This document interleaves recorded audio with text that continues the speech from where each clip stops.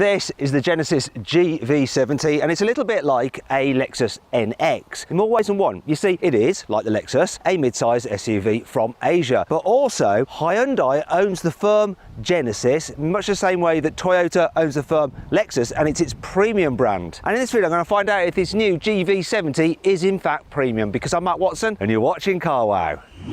Buy, sell, CarWow.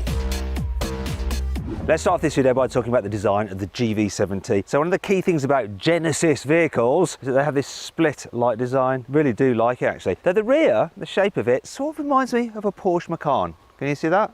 All models get a roof spoiler, though if you get a sport version you have a slightly deeper rear bumper that looks more aggressive. Also you get round rather than sort of oblong exhaust. Though let me just find out if these exhausts are fake or real. I've got the CarWow sticker truth here. So yeah, fake surrounds, but there is a real exhaust in each of these, which is good news. Anyway, enough for that. Let's move down the side. So you've got quite pronounced wheel arches, I like that, and a sloping roof light, so it's slightly coupe-like. Different coloured trim here, depending on which model you go for, and roof bars, once again, depending on which trim level you go for, you get different colours. Alloy wheels start at 19 inches, which is what these are. And they don't look too small either. They do rise up to 21 inches, though I don't really think you need them. Then there's this line that comes right from the front of the car. It's sort of Bentley-esque, but also this part sort of reminds me of an old Jaguar S-Type. Can you see that? Anyhow, moving at the front, really like this crease in the bonnet, and then, as you can see, look, the split light design again here at the front, and then a really cool looking grille, and the Sport also has a deeper, more aggressive front bumper with more air intakes there. Look, air intakes, and yeah, they're real. This is a good looking car. What do you think? Let me know in the comments. Put a pin comment. Do you like the look of this? Yes or no? Anyway, let's talk about the price. So it starts from £41,000. But if you're thinking about buying a new car and you want to make sure you're paying a fair price, you need to head to CarWow, because you can see various offers available on new and used cars. If you want to do that, just simply Google "Help me CarWow" and me and my team will help you choose your perfect car and get it for a fair price. If you want to do that right now, just click on the bob out banner up there or follow the link in the description below. Here on the inside, the GV70 is blooming lovely, and it's also getting a little bit steamy because I tried to style out filming the last segment as it started to rain, so I'm a bit wet and yeah, causing it to be a bit too moist in here. Anyhow, onto the car, enough about me.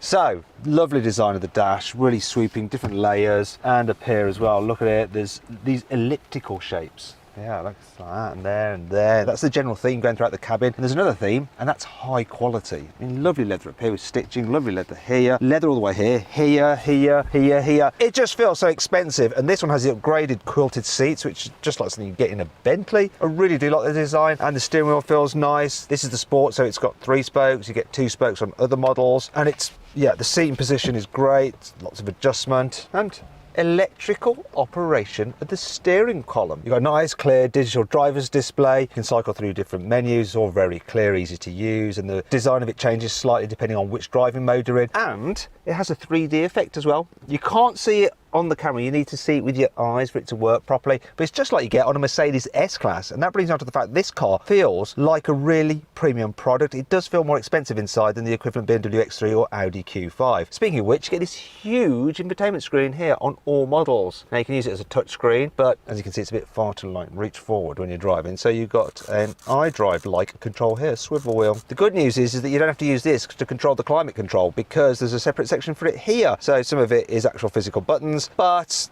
bits are touchscreeny, although at least they have their own separate touchscreen, so you're not having to delve through menus when you're driving along. Other things I like of this, look, got a little bit of storage under here and your 12-volt socket, and everything just feels expensive. You've got felt in here, you've got a couple of cup holders here, which is where I'm keeping the car's key, and I like this, a little drawer for your mobile phone. Even my big Fold, which is quite long, fits in there, and you've got 2 USB ports as well. And in here is your glove box. Let's see if it opens in an expensive way. You ready for it?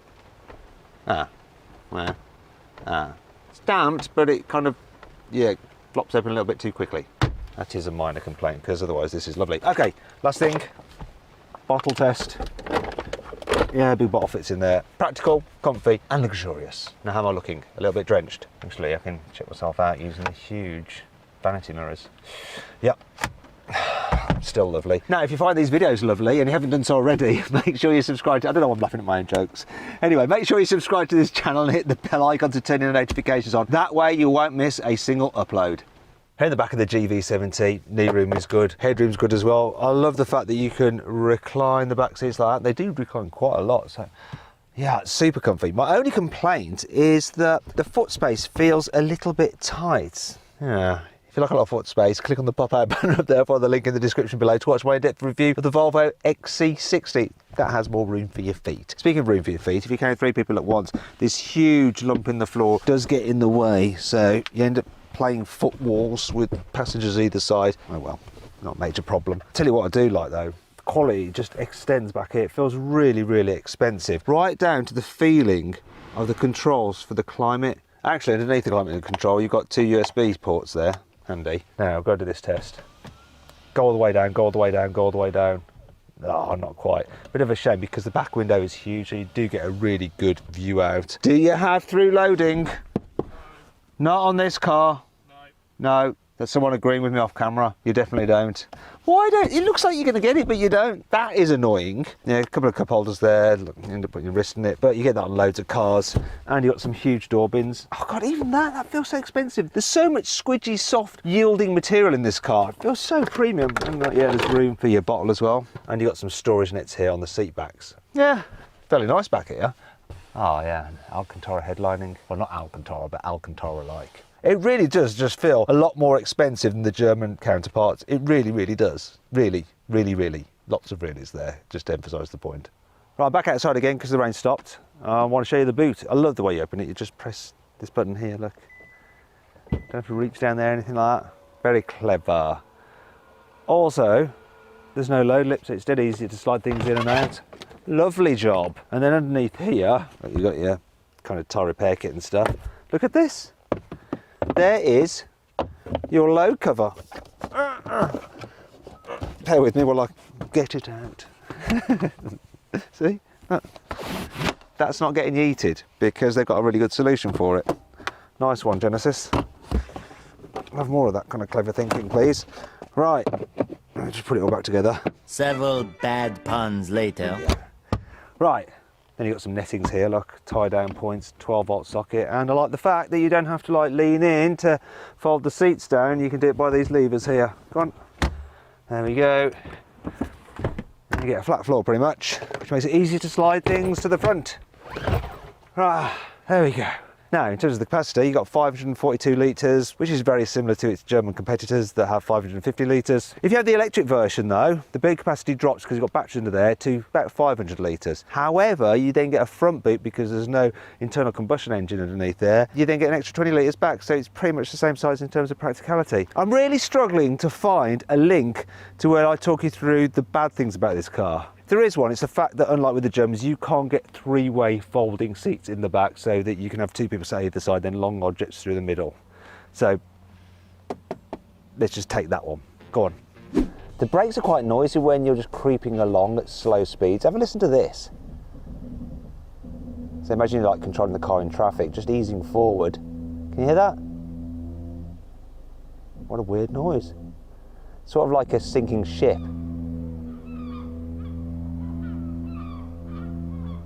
While you have Apple CarPlay and Android Auto, unlike with most new cars, they're not wireless. Look, I'm wired. No, I'm not.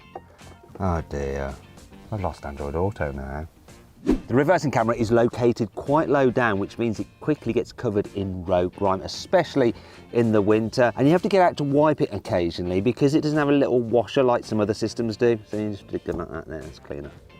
Having a rotary controller for the gear selector looks cool, but having it so close to a rotary controller for the infotainment system means that sometimes when you're manoeuvring and you go down to actually grab or change gear to go into reverse or drive, you end up just changing the menu on your infotainment screen and go nowhere. While the electric window motors in this car are very quiet, if the window is wet, you get this strange noise.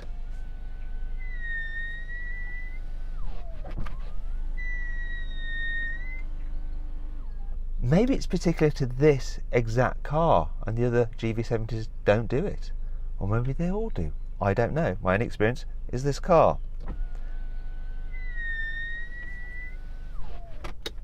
It's not all negative though. Here's 5 good things about this car.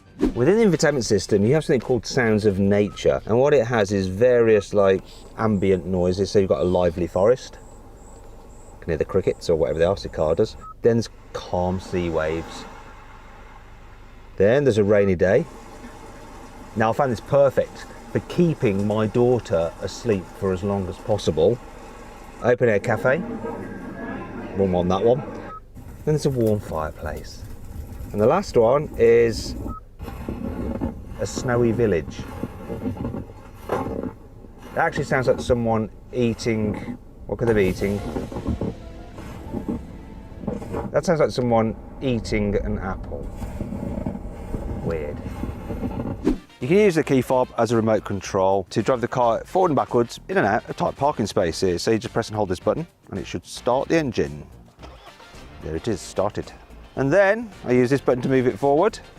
Are you ready? Do you want to come forward? Come on. Come on.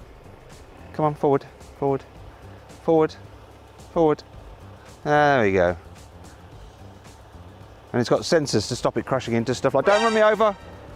See, it didn't run me over. And now I can make it go backwards. Go on, go backwards. Come on, go backwards. That's it, go on. So I spooked it then. See if I can catch it out. Ready? Ready for this? Don't run me over. I didn't run me over. Look at that, and you can see, if I open it up, come here, have a look. Look, we're not faking it. There's no one inside, no one. Quite handy that. This car has adaptive dampers as standard, and you have a camera just behind there that can read the road ahead, and it slackens off the suspension if it spots a bump. That's the kind of feature that you only normally get on things like Rolls Royces. Also, as well as your normal driving modes, you have something called terrain response mode. Look there, and it sets up the car, such as the gearbox and the engine response, depending on if you're driving on snow, mud, or sand. And you can even fit it with a limited slip rear differential for improved traction. There are two buttons on the side of the front passenger seat which allows the person behind to control the seat so they can create a little bit more space. Move it forward slightly. Also, you can use it to annoy the person in the front. I think kids would like getting their own back on their parents, wouldn't they? Oh yes. Jack's very tall. We're going to make him very small by squishing him as much as we possibly can. That's how I like to roll. Look at that. It's very roomy back here. Just like with the German competition, Genesis will sell you a lot of extra tech for a lot of extra money. However, you do get some pretty good stuff with it. For instance, for £4,000 you can get a pack which includes surround view cameras with lovely 3D effects so you can really look around the vehicle. It also includes, look at this, I love this feature, a blind spot vision camera, so when you indicate in the dial, it actually shows you a little camera feed so you can see exactly what's just in your blind spot, and if you're indicating left, you'll get the same view from the left camera. That is excellent. The pack also includes things like auto cruise control with lane keeping assist and some other bits and pieces as well. Sorry to interrupt the video, but I need to tell you about the CarWow September sale. We've got over 800 amazing deals with an average saving of £1,500. So click on the pop-out banner up there or the link in the description below to go to CarWow to check out the sale. But move quickly because the offers end on the 30th of September. You get the GV70 with a 2.5 litre turbocharged petrol engine with 304 horsepower, and that's what this car has. There's a diesel, a 2.2 litre, and that has 210 horsepower. Both of those cars are four-wheel drive and they have an 8-speed automatic gearbox. Now, if you don't want to have to go to a petrol station at all, there is an electric version which has dual motors, so it's also four-wheel drive. This car's tweeting at me for some reason.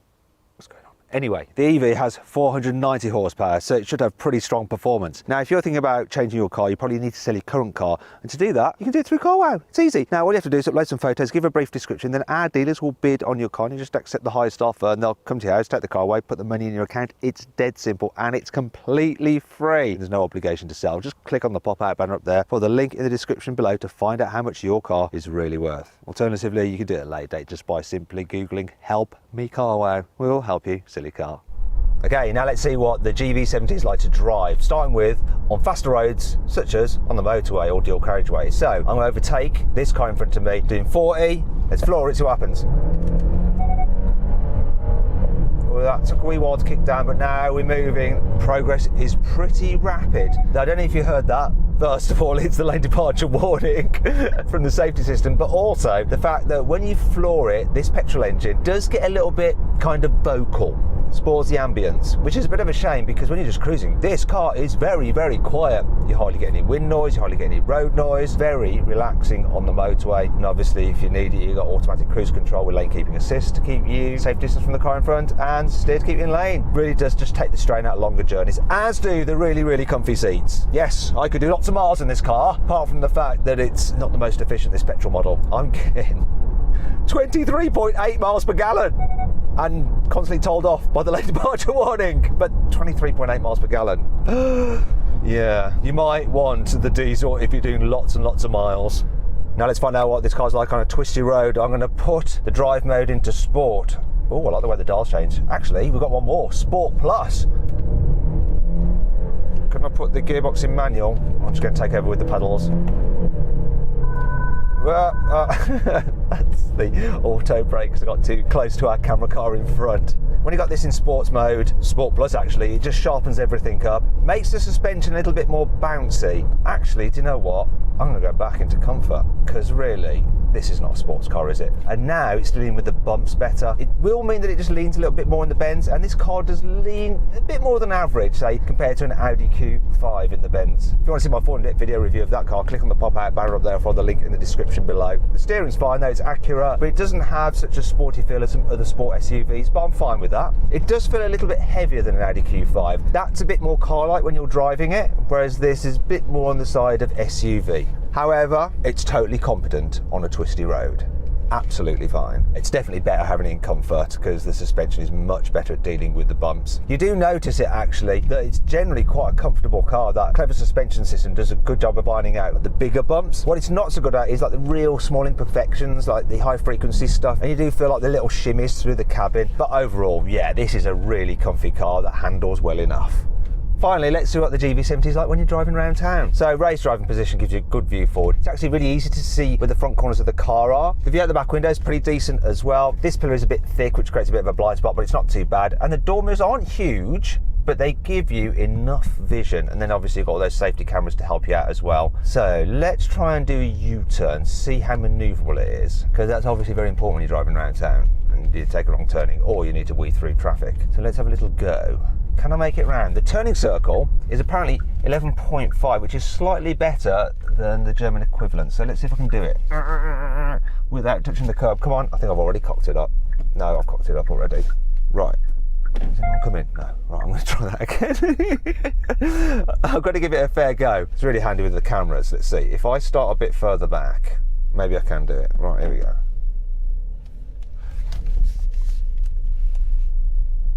Come on, come on. I haven't touched the curb yet. Come on. Nah, I'm living in a dream world if I think I'm going to do it in there. I'm going to need a blooming black cab. Do you know what? I'll keep going for the infotainment switch. It really does get on your nerves. I think it's going to take quite a bit of muscle memory to just get you going for the right thing. Here we go. 3-point turn. Appropriately, we have a learner driver there. Look at my 3-point turn. Is it quality? See, this is how you do it. There. It's a clear pass, I think. Didn't make it all the way around, but yeah, it's an easy car to drive in town. And while the gearbox might not be the most responsive when you suddenly floor it, when you're just mooching about, it's really smooth to change gear. You hardly know it's doing its thing, and you don't hear the petrol engine at all either. It's a nice car. Now I'm going to do a quick brake test on the GV70, see how long it takes to stop from 60 miles an hour. Here we go, full emergency stop coming up now. So that took 35 metres, which is okay, but not incredible. One last thing to do. Finally, let's see how quick the GV70 is from 0 to 60 miles an hour. Supposed to do it in 6.1 seconds, but I'm going to find out for myself using my specialist timing gear up here. Let's do it. Brake boost. Oh, the engine is quite noisy. 0 to 60, 6.55. Not quite 6.1, but I'll take that.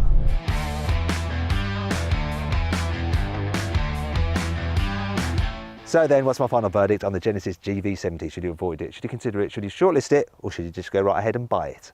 Well, I reckon you should shortlist this car. Its engines might not be quite as good as its key competitors, and it might not have quite so much room as some of them in the back seats. However, it looks great, it's nice to drive, and it's extremely well equipped for the money. Anyway, what do you think of my verdict? Let me know in the comments below. Click on those windows there for some more videos, or on that box there to go to CarWow to see how much your car is really worth. Thanks for watching.